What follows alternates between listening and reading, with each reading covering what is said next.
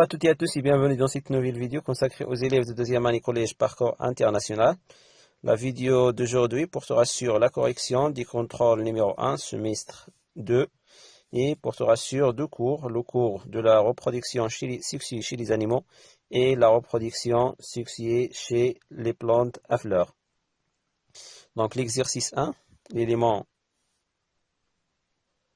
la partie de restitution des connaissances, exercice 1, complète le tableau suivant. On a des termes en français, en arabe, et il faut donner l'équivalent de ces termes soit en arabe ou en français. Donc le premier terme, pistil, il faut donner son équivalent en arabe. Donc pistil, باللغة العربية مدقة, المدقة, pistil, مدقة. باللغة العربية لدينا مصطلح التالي النمو المباشر. النمو المباشر باللغة الفرنسية. Donc son équivalent en français, c'est la croissance directe. La croissance directe. النمو المباشر, la croissance directe. La deuxième question, quelle est la différence entre la fécondation interne et la fécondation externe? Donc la différence entre la fécondation interne et la fécondation externe, c'est que la fécondation interne a lieu dans les voies génitales femelles et la fécondation externe a lieu dans l'eau, c'est-à-dire hors des voies génitales femelles.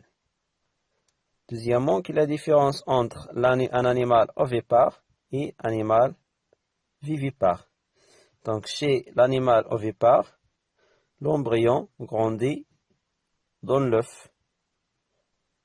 L'embryon d'un animal ovipare grandit, croît, se développe dans l'œuf. Alors que chez un animal vivipare, où l'embryon de l'animal vivipare se développe dans l'utérus de la femelle. Ensuite, quelle est la différence entre la croissance directe et la croissance indirecte? Donc pour la croissance directe, le petit ressemble à ses parents. Le petit ressemble à ses parents du point de vue forme, le régime alimentaire et le mode ou le type de respiration. Pour la croissance indirecte, le petit diffère, c'est-à-dire il est différent de ses parents, du point de vue forme, régime alimentaire et mode de respiration. بالنسبة للسؤال الثاني, quelle est la différence entre ما هو الفرق بين la fécondation interne الإخصاب الداخلي et la fécondation externe الإخصاب الخارجي. بالنسبة للإخصاب الداخلي, la fécondation interne, الإخصاب الداخلي إذا هو التقاء الأمشاج الذكرية والأنثوية داخل المسالك التناسلية الأنثوية، بينما الإخصاب الخارجي la fécondation externe يلتقي المسيج الذكري بالمسيج الأنثوي خارج المسالك التناسلية الأنثوية أي في الماء. L'animal, quelle est la différence entre l'animal ovipare et l'animal vivipare? ما هو الفرق بين الحيوان البيوض والحيوان الولود؟ l'animal ovipare, الحيوان البيوض ينمو جنينه داخل البيضة، بينما الحيوان الولود l'animal vivipare ينمو جنينه داخل رحم الأنثى. ما هو الفرق بين النمو المباشر والنمو الغير مباشر؟ النمو المباشر la croissance directe يشبه الصغير أبويه من حيث الشكل والنظام الغذائي والنمط التنفسي. Et la croissance indirecte, النمو الغير مباشر، إذا يختلف الصغير عن أبويه من حيث الخاصية الثلاثة التي ذكرناها سابقا، من حيث الشكل ومن حيث النمط الغذائي من حيث النظام الغذائي ومن حيث النمط التنفسي. L'exercice 2, pour l'exercice 2, répondre par vrai ou faux, puis corriger la proposition fausse. L'étamine est l'organe reproducteur femelle chez les plantes à fleurs. Les étamines, vous savez, les étamines, ce sont des organes reproducteurs mâles. Donc, la proposition est fausse. On va corriger cette proposition. L'étamine est l'organe reproducteur mâle chez les plantes à fleurs. إذا صحح أو أجب بصحيح أو خطأ, vrai ou faux. ثم صحح الاقتراحات الخاطئة. الاقتراح الأول, l'étamine السداد هي عضو التناسل أو عضو التوالد عند النباتات الأنثوي، هو العضو التناسلي الأنثوي عند النباتات الزهرية. خطأ. السداد هي عبارة عن عضو تناسلي ذكري عند النباتات الزهرية. La deuxième proposition, la fécondation chez l'oursin est interne. يعني fécondation الإخصاب عند قنفذ البحر، الأخصاب قنفذ البحر هو إخصاب داخلي. C'est faux. Donc la proposition est fausse.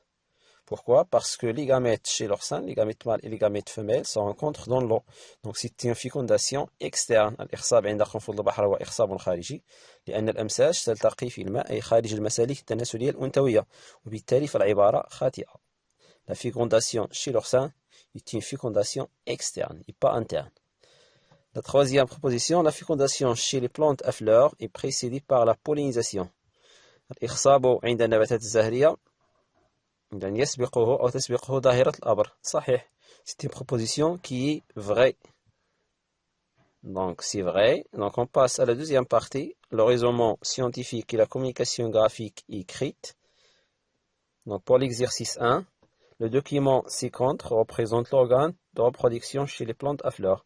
الوثيقة جانبه أو أعلاه تمثل عضو التوالد عند النباتات الزهرية. Bien sûr, l'organe de reproduction chez les plantes à fleurs, c'est la fleur.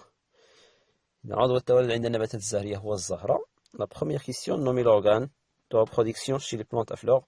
Donc l'organe de reproduction chez les plantes à fleurs, c'est la fleur. عضو التوالد عند النباتات الزهرية هو الزهرة. La deuxième question, compléter le document en donnant les noms des éléments numérotés. أتم الوثيقة بإعطاء الأسماء العناصر المرقمة. Donc, on va nommer les éléments de la fleur, les constituants de la fleur. Donc, le numéro 1, l'élément 1. L'élément 1 représente stigmate. Stigmate, l'élément stigmate, باللغة العربية ميسم. L'élément 2, le fili, الخياط. L'élément 3, l'ovaire المبيض. L'élément 4, l'antère المئبر. L'élément 5, fili خياط. Pardon, pour l'élément 2, عفوا بالنسبة للعنصر رقم 2 يمثل قلم الميسم. Donc l'élément 5, le fili خياط. L'élément 6, pétale أوراق تويجية. L'élément 8 représente سيبال باللغة العربية سبلات. L'élément 9 représente pistil المدقة باللغة العربية. L'élément 9 pistil المدقة باللغة العربية. L'élément 10 représente l'étamine السدات باللغة العربية. Donc 1 stigmate باللغة العربية ميسم. 2 قلم الميسم. 3 l'ovaire باللغة العربية مبيض. 4 l'antère باللغة العربية مئبر. 5 fili باللغة العربية خياط. 6 pétale باللغة العربية أوراق تويجية. 8 سيبال باللغة العربية سبلات. 9 pistil باللغة العربية مدقة. 10 étamine باللغة العربية السدات. La question 3, déterminer le rôle des éléments 6 et 8. Donc, l'élément 6, c'est pétale. Donc, l'ensemble des pétales constitue la corolle. العنصر رقم 6 هو أوراق تويجية. مجموع الأوراق التويجية يشكل ما يسمى بالتويج. Ce sont des feuilles colorées. Ils ont deux rôles. Le premier rôle, ils protègent les organes reproducteurs de la fleur, c'est-à-dire l'étamine et le pistil. Le deuxième rôle, il attire les insectes pour polliniser la fleur. Donc, les pétales ont la corolle a deux rôles. Le premier rôle, c'est la production des organes reproducteurs de la fleur, étamine et pistil. Deuxième rôle, c'est attirer les insectes pour polliniser la fleur. L'élément 8, maintenant l'élément 8. L'élément 8, c'est l'estipale. استipale سبلات لها دور في حماية المكونات الداخلية للزهرة وبالضبط السدات والأسدية. Donc pour les sépales, l'ensemble des sépales constitue calice. مجموع السبلات يشكل ما يسمى بالكأس. calice باللغة الفرنسية. لها دور في حماية المكونات الداخلية للزهرة. Donc elle protège les éléments internes de la fleur, surtout les organes reproducteurs, c'est-à-dire les étamines et le pistil, l'asdiya ou al-midaqa. La question 4, voilà, la question 4, déterminer les organes reproducteurs mâles et femelles chez la plante, chez les plantes à fleurs. Donc, les organes reproducteurs mâles chez les plantes à fleurs, c'est les étamines. Les étamines أعضاء التناسلية الذكرية عند النباتات الزهرية في الزهرة هي الأسدية. Et l'organe reproducteur femelle, c'est le pistil.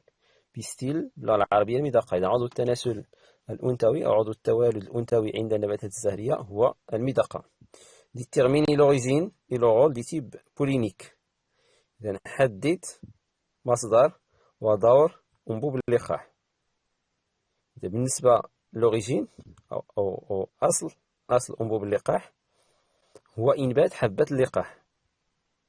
Donc quand ou après la pollinisation, les graines de pollin sont tombés sur le stigmate, ils germent et ils donnent le type pollinique. إذن بعد عملية الأبر تسقط حبوب اللقاح على الميسم. الميسم هو العنصر رقم 1. ماذا يحدث؟ تنبت حبوب اللقاح ويخرج أنابيب، ما يسمى بأنابيب اللقاح. إذن مصدر أنبوب اللقاح هو إنبات حبة اللقاح. L'origine du type pollinique, c'est la germination des grains de pollin après le phénomène ou l'opération de la pollinisation. بعد عملية الأبر. Maintenant, le rôle du type pollinique. الآن ما هو دور أنبوب اللقاح؟ دور أنبوب اللقاح هو نقل المسيجين الذكريين الموجودان في حبة اللقاح إلى المسيج الأنثوي الموجود على مستوى البويضة في المبيض. Donc le rôle du type pollinique, c'est donc il transporte les deux gamètes mâles qui se trouvent au niveau de grains de pollin jusqu'aux gamètes femelles qui se trouvent dans l'ovule à l'intérieur de l'ovaire. Maintenant l'exercice 2. L'exercice 2 porte sur la reproduction chez les animaux, la patelle ou l'oursin. L'oursin est un animal marin. Qui vit fixé sur les roches. Pendant la période de reproduction, le mâle libère les gamètes mâles et la femelle libère les gamètes femelles. إذا قنفذ البحر هو حيوان بحري يعيش مثبت على الصخور، وخلال فترة التوالد يحرر الذكر سائلا أبيضا يحتوي على الحيوانات المنوية كما تلاحظون على الرسم التخطيطي، وتحرر الأنثى سائلا برتقاليا يحتوي على الأمساج الأنثوية أو البويضات. Donc la première question détermine en justifiant ta réponse le type de fécondation chez l'oursin. السؤال الأول حدد معللا جوابك نوع الإخصاب عند قنفذ البحر. Donc l'oursin, le mâle chez l'oursin libère le sperme qui contient des spermatozoïdes dans l'eau. Aussi, la femelle libère les ovules dans l'eau et les gamètes, comme vous voyez sur le schéma, le cycle de vie de l'oursin, les gamètes se rencontrent dans l'eau, c'est-à-dire à l'extérieur des voies génitales femelles. Donc c'est une fécondation externe. C'est une fécondation externe parce que, pour la justification, parce qu'il a lieu dans l'eau, c'est-à-dire à l'extérieur des voies génitales femelles. إذا الإخصاب نوع الإخصاب عند قنفذ البحر هو إخصاب خارجي. لماذا؟ لأن الأمساج الذكرية تلتقي بالأمساج الأنثوية خارج المسالك التناسلية الأنثوية أي في الماء. La deuxième question, l'oursin est-il un animal ovipare ou vivipare? L'oursin est-il un animal ovipare ou vivipare?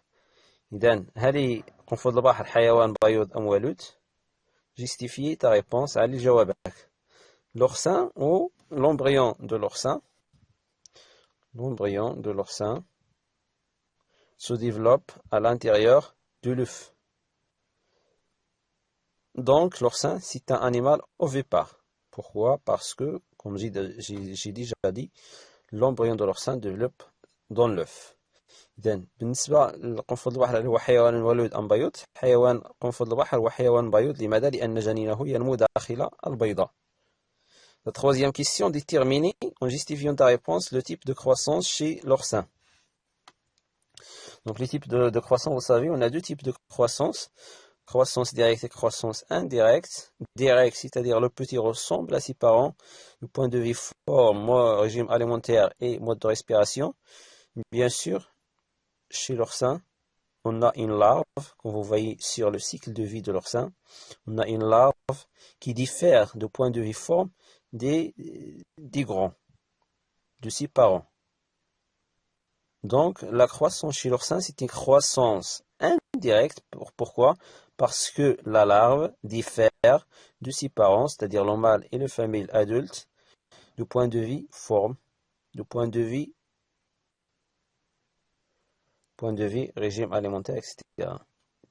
إذا نوع النمو عند قنفذ البحر هو نمو غير مباشر. لماذا؟ لأن اليرقة لا لارف باللغة الفرنسية تختلف من حيث الشكل تختلف مع أبويها من حيث الشكل. إذا تلاحظون شكل اليرقة la larve, la forme de la larve et la forme de ses parents, c'est-à-dire les oursins adultes. Donc il y a une différence de forme, donc c'est une croissance indirecte. Quatrièmement, la dernière question représentait le cycle de vie de l'oursin. Donc comme vous voyez, pour le cycle de vie, on a un mâle qui produit les gamètes mâles et une femelle qui produit les gamètes femelles. Les gamètes mâles, c'est-à-dire les spermatozoïdes, les gamètes femelles, les ovules. La rencontre des gamètes mâles avec les gamètes femelles, c'est le phénomène de la fécondation. On a déjà dit que la fécondation chez l'oursin, c'est une fécondation externe. Ensuite, ينتج عن الإخصاب تشكل بيضة. Donc le résultat de la fécondation, c'est la formation d'une cellule œuf, un zygote. Ce zygote se divise, il se multiplie pour donner une larve qui est différente des oursins adultes. Donc c'est une croissance indirecte qui donne ensuite l'oursin. La larve se développe en oursin adulte par une croissance indirecte. بالنسبة لدورة النمو أو دورة الحياة عند قنفذ البحر، لدينا ذكر ينتج أمشاج ذكرية وحيوانات منوية، الأنثى تنتج أمشاج أنثوية أو البويضات. التقاء الأمشاج الذكرية بالأمشاج الأنثوية في الماء، إخصاب خارجي، دائرة الإخصاب. بعد الإخصاب نحصل على بيضة تشكل بيضة سيلول أوف. هذه البيضة تنمو وتنقسم لتعطي يرقة، اليرقة لا لارف باللغة الفرنسية. هذه اليرقة تختلف من حيث الشكل مع أبويها. إذا هناك نمو مباشر. اليرقة تنمو بشكل غير مباشر، نمو غير مباشر لتعطي إما ذكر بالغ أو أنثى بالغة. هذه هي دورة النمو عند قنفذ البحر، السيكل دو في chez l'oursin. إلى هنا أودعكم والسلام عليكم ورحمة الله.